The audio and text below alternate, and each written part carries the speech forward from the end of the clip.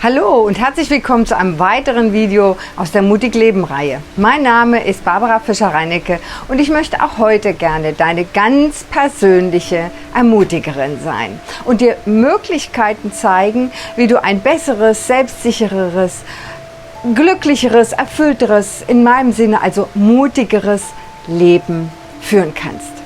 Wenn du mich noch nicht näher kennst, dann schau gerne mal hier in die Videobeschreibung. Und da kannst du mehr über mich und mein Leben und meine Arbeit als individualpsychologische Beraterin und Mentalcoach erfahren. Und da gibt es auch mehrere Links zu Ressourcen, wo du dir Dinge runterladen kannst und so weiter. Ja, heute bin ich gar nirgends Exotisches hingekommen. Mich hat ein tropisches Gewitter überrascht. Ich war schon im Aufbruch. Und jetzt habe ich entschieden, das hier auf meiner Terrasse oben im ersten Stock meines Hauses zu machen. Hier ist das Licht noch am besten. Es ist tatsächlich ziemlich düster draußen. Es hat eben gekracht und gedonnert und der Regen ist runtergeprasselt.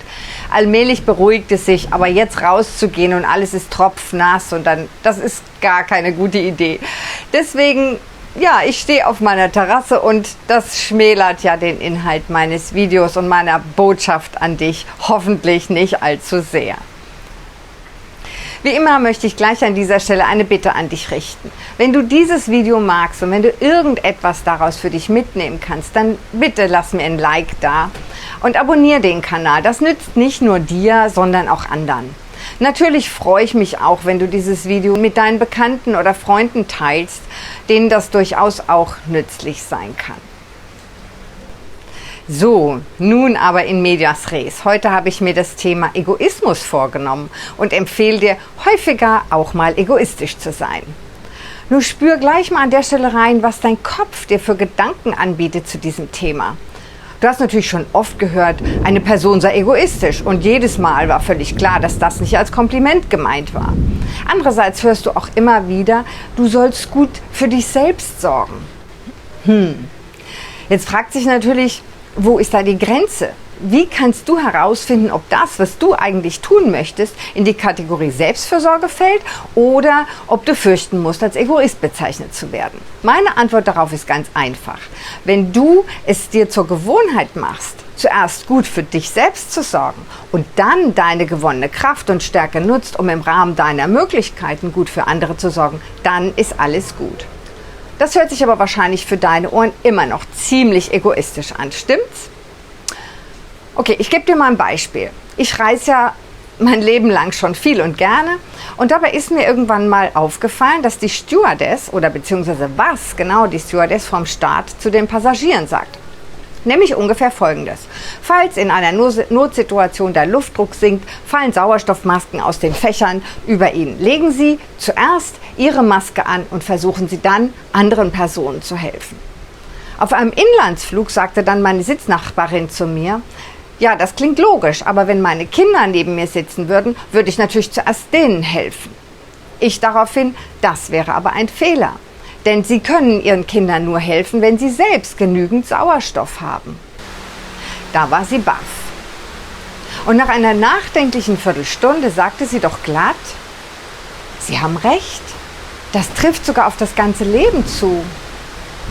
Wenn ich so in Gedanken durch meinen Alltag gehe, dann sehe ich ganz viele Situationen, in denen ich für andere da bin, ohne dass ich selbst genug Luft für mich habe. Ja, ganz genau so ist es. Und genau so sollst du dich auch im richtigen Leben, in deinem einzigen richtigen Leben, selbst für dich sorgen.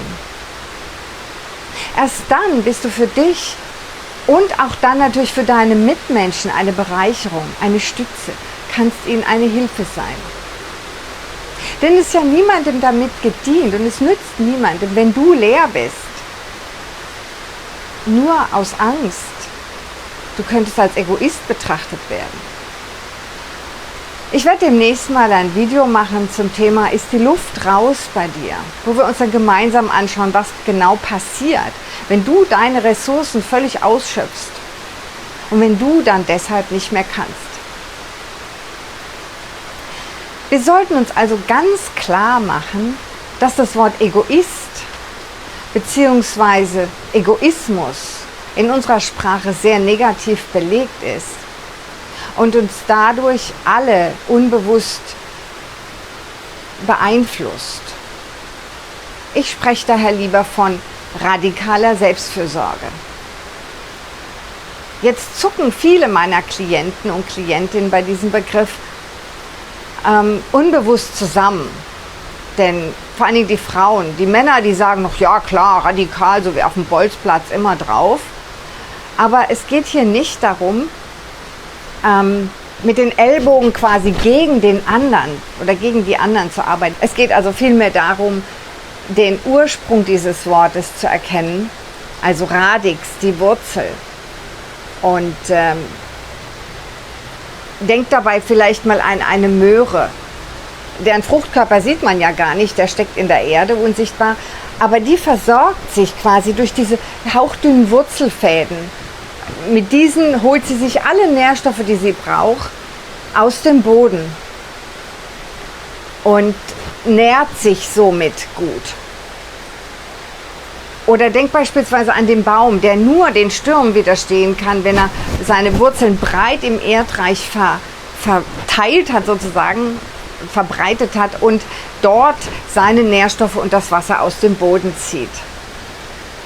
Und es ist so elementar wichtig, dass du verstehst, dass wenn du deine Kraftspender, deine Kraftquellen kennst, wenn du weißt, was dir Kraft gibt, aber auch erkennst, was dir Kraft raubt, um dann genau das zu vermeiden, nur dann kannst du sozusagen dich vom Kern her, von deiner Wurzel her gut nähren. Ich poste hier unter diesem Video nachher einen Link zu einem E-Book mit 30 Fragen, die dir helfen, dich selbst besser kennenzulernen und dementsprechend dann besser mit dir umzugehen, mehr Selbstvertrauen und mehr Selbstbewusstsein zu gewinnen. Wie gesagt, ich packe den Link hier unten in diese Videobeschreibung und du kannst dir dann dieses E-Book kostenlos und ohne jede Verpflichtung herunterladen. Also denk du ruhig öfters mal ganz radikal und egoistisch an dich selbst und denk daran, deine eigenen Bedürfnisse zu erfüllen. Und finde heraus, was dir jetzt in diesem Augenblick gut tut. So lebst du dann in einem Zustand der Selbstliebe, der Selbstfürsorge. Und das ist dann nicht egoistisch, sondern verantwortungsvoll.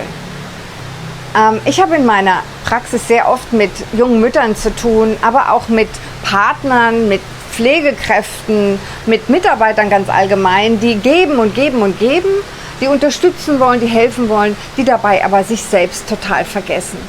Und die überhaupt nicht realisieren, dass eine genervte Mutter, eine ausgebrannte Mitarbeiterin oder ein völlig erschöpfter Mitarbeiter, eine Burnout-bedrohte Pflegekraft niemandem dient, niemandem nützlich ist, nicht mal sich selbst. Und sogar das Gegenteil ist der Fall. Wenn wir so erschöpft und ausgebrannt sind, dann verströmen wir auch ganz schwierige negative Energien. Und mach dir bitte auch noch klar, wenn du gut für dich sorgst, dann bist du für andere, gerade auch für Kinder und Jugendliche, aber generell für dein Umfeld ein wunderbares Vorbild. Du zeigst ihnen, wie es richtig gehen kann.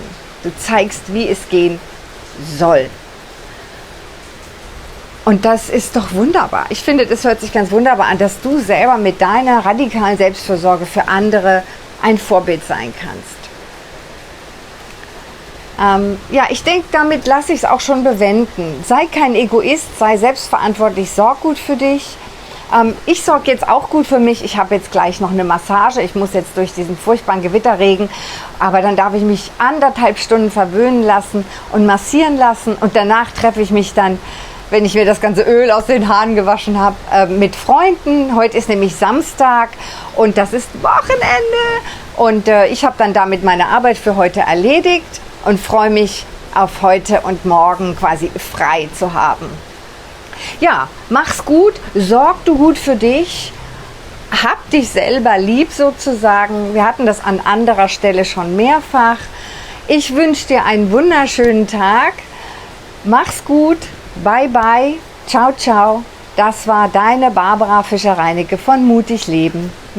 Ciao ciao.